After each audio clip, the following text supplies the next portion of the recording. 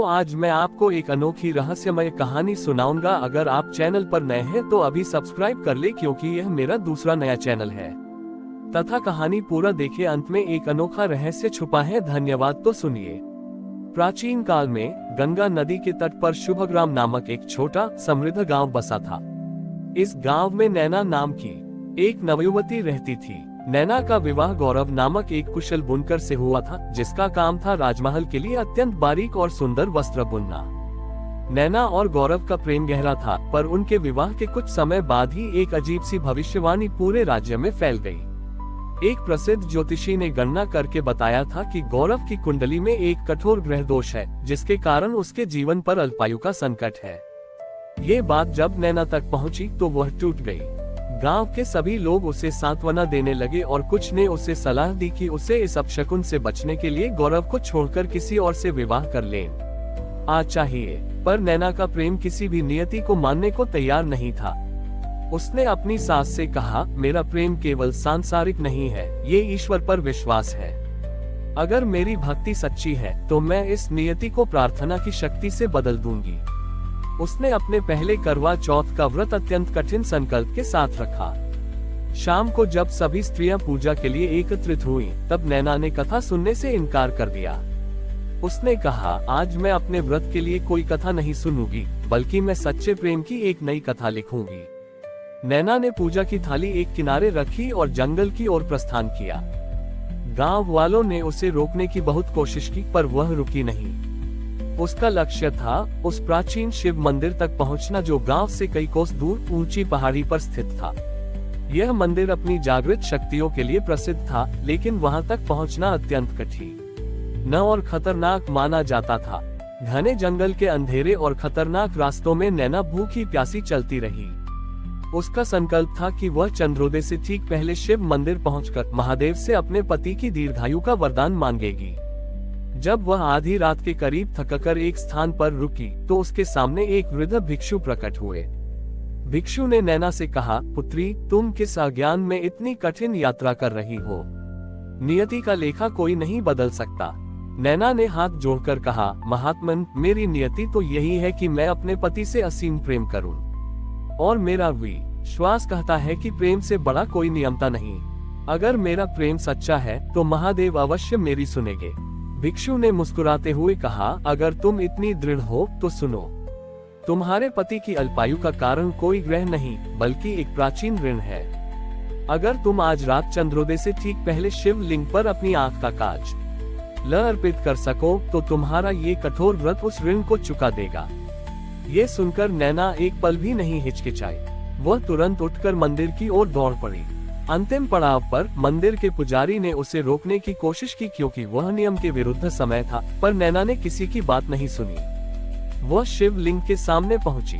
ठीक उसी क्षण आकाश में चंद्रमा का उदय हुआ। नैना ने अपने व्रत को पूर्ण करने से पहले अपनी उंगली से अपनी आंखों का काजल निकाला और उसे शिव लिंग पर पूरी श्रद्धा से अर्पित कर दिया। काजल अर्पित करते ही मंदिर का वातावरण एक दिव्य प्रकाश से भर उठा। नैना ने वहीं खड़े होकर अपने पति का ध्यान किया और अपने हाथ के करवे से शिवलिंग पर जल चढ़ाया। उसने उसी जल को ग्रहण करके अपना व्रत पूर्ण किया। अगले दिन जब वह वापस गांव लौटी, तो गांव वाले उसे देखकर चकित रह गए। उसके चेहरे पर एक असामान्य तेज था। कुछ दिनों बाद राजा ने उसी ज्योतिषी को फिर से बुलाया। ज्योतिषी ने फिर से गणना की और आश्चर्य से घोषणा की कि गौरव की कुंडली का अल्पायु दोष पूरी तरह समाप्त हो चुका है। राजा ने जब कारण पूछा तो ज्योतिषी ने कहा, महाराज, इस दोष को किसी ग्रह ने नहीं, बल्कि नैना के अटूट प्रेम और साहस ने समाप्त किया है। उसने असंभव समय पर नियति को चुनौती देते हुए जो व्रत पूर्ण किया, उसने ये सिद्ध कर दिया कि सच्चा प्रेम स्वयं ही सबसे बड़ा वरदान है। इस प्रकार शुभग्राम में नैना की कहानी नियति की चुनौती के नाम से प्रसिद्ध हुई, जिसने ये सिखाया कि प्रेम में धैर्य, साहस और अटूट विश्वास हो तो वह किसी भी ग्रह दोष या नियति को बदलने की शक्ति रखता है। नियति की चुनौती की कहानी जब चारों ओर फैली, तो रानी नैना का सम्मान पूरे राज्य में देवता जैसा हो गया। राजा मेघदूत शुभग्राम के शासक ने स्वयं नैना और गौरव को महल में बुलाकर उनका अभिनंदन किया। राजा मेघदूत ने घोषणा की कि नैना ने न केवल अपने पति का जीवन बचाया है, बल्कि राज्य की स्त्रियों को सच्चे प्रेम की शक्ति का पाठ पढ़ाया है। राजा ने नैना के सम्मान में एक नया वार्षिक अनुष्ठान शुरू करवाया। अगले करवा चौथ पर नैना ने अपनी पूजा की थाली में चांदी के करवे के साथ साथ एक छोटा सा डिब्बा भी रखा। यह डिब्बा प्राचीन शिव मंदिर की पहाड़ी की मिट्टी और शिवलिंग पर अर्पित किए गए पहले काजल का मिश्रण था। पूजा के बाद जब सभी स्त्रियां चंद्रोदय की प्रतीक्षा कर रही थीं, नैना ने सभी को अपने पास बुलाया और कहा, बहनों, मैंने नियति को चुनौती देने की शक्ति प्रेम और साहस से पाई। ये शक्ति आप सब में है। उसने अपनी आंख में काजल लगाया और फिर उस पवित्र काजल को शिव मंदिर की मिट्टी से बने मिश्रण में मिला दिया।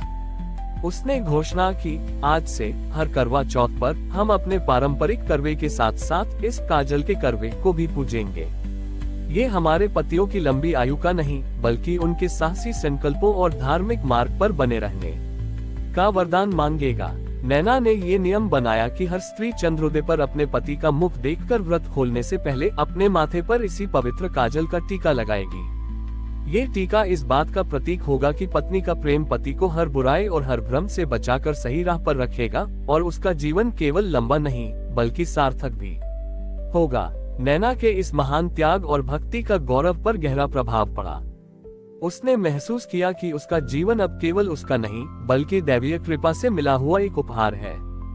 गौरव ने बुनकरी का काम तो जारी रखा, लेकिन अपनी कला को सेवा में बदल दिया। उसने राज्य के उन सभी अनाथ बच्चों को बुनकरी सिखाना शुरू किया जिनके जीवन में कोई सहारा नहीं था। उसका मानना था कि उसका पुनर्जीवन केवल तभी सार्थक होगा जब वह दूसरों के जीवन में आशा के धागे बुन सके। उसने अपने इस कार्य को दीर्घायु का कर्म नाम दिया। वो हर करवा चौथ पर उस दिन बुने गए अपने पहले और सबसे पवित्र वस्त्र को शिव मंदिर में दान करता था। ये दान इस बात का प्रतीक था कि सकी लंबी आयु का उपयोग केवल सेवा और समर्पण के लिए होगा। इस प्रकार शुभग्राम में करवा चौथ का व्रत आत्मिक शुद्धि और क्षमा के साथ साथ नियति को चुनौती देने वाले साहस और पवित्र कर्म का पर्व बन गया। रानी नैना की कहानी काजल का करवा के नाम से अमर हो गई, जिसने हर पीढ़ी को सिखाया कि प्रेम की शक्ति नियति से भी महान होती है। काजल का करवा और दीर्घायु का कर्म की परंपराओं ने शुभग्राम राज्य में प्रेम और निस्वार्थ सेवा की ऐसी मजबूत नींव रखी कि वह कई शताब्दियों तक एक आदर्श राज्य बना रहा। नैना और गौरव के पोते पोती ने इस विरासत को ज्ञान और विज्ञान के क्षेत्र में आगे बढ़ाया। गौरव और नैना की परपोती विद्यावती एक असाधारण रूप से बुद्धिमती महिला थी, जिन्होंने प्राचीन ज्योतिष और खगोल विज्ञान का गहरा अध्ययन किया। उन्होंने देखा कि कुछ लोग अभी भी ग्रह दोषों के डर से जीते हैं, जबकि नैना की कहानी उन्हें कर्म की शक्ति सिखाती थी। विद्यावती का विवाह राजकुमार ज्ञानेंद्र से हुआ, जो राज्य में शिक्षा के प्रसार के लिए समर्पित थे। विद्यावती ने अपना पहला करवा चौथ एक ऐसे वर्ष में रखा जब राज्य के कई ज्योतिषियों ने अकाल और दुर्भाग्य की सामूहिक भविष्यवाणी कर दी थी। इससे शुभग्राम की प्रजा में डर और निराशा का माहौल था और कई स्त्रियां चिंतित थीं कि कहीं उनका व्रत भी किसी बुरे योग के कारण विफल न हो जाए। पूजा की शाम को जब सभी स्त्रियां काजल का करवा अनुष्ठान के लिए एकत्रित हुईं, तो विद्यावती ने सभी को संबोधित किया। उन्होंने कहा, माता गौरी से मेरी दादी ने कहा था कि प्रेम नियति को बदल सकता है। मैं आज कहती हूँ कि ज्ञान और कर्म भी नियत छोटी ई को बदल सकते हैं। ज्योतिष केवल एक संकेत है, ये हमारा विधान नहीं है। विद्यावती ने घोषणा की कि इस वर्ष काजल का करवा अनुष्ठान में एक नया नियम जुड़ेगा। उन्होंने इसे ज्योतिष और कर्म का संतुलन नाम दिया। उन्होंने सभी स्त्रियों से आग्रह किया कि वे चंद्रोदय की प्रतीक्षा करते हुए किसी भी नकारात्मक भविष्यवाणी या डर को अपने मन से बाहर निकालें। इसके बजाय उन्हें उस समय का उपयोग सामुदायिक योजना बनाने में करना चाहिए। विद्यावती ने सुझाव दिया, अगर अकाल का डर है तो हम अपनी प्रार्थना के साथ साथ यह भी संकल्प ले कि आज रात हम सभी मिलकर जल संचयन के लिए गांव में एक नई बावड़ी खोदने का प्रारंभिक श्रम करेंगे। ये हमारा सामूहिक कर्म होगा। उन्होंने समझाया, हम शिवलिंग पर काजल का टीका लगाकर अपने पति को बुराई से बचाने का संकल्प लेते हैं।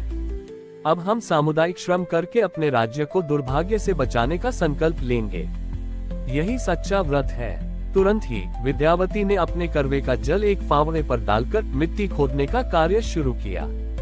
राजकुमार ज्ञानेंद्र और अन्य पुरुष भी उनके साथ जुड़ गए। स्त्रियों ने अपने पतियों के लिए व्रत रखा था, लेकिन अब वे मिलकर पूरे समुदाय के लिए बेहतर भविष्य का निर्माण कर रही थी।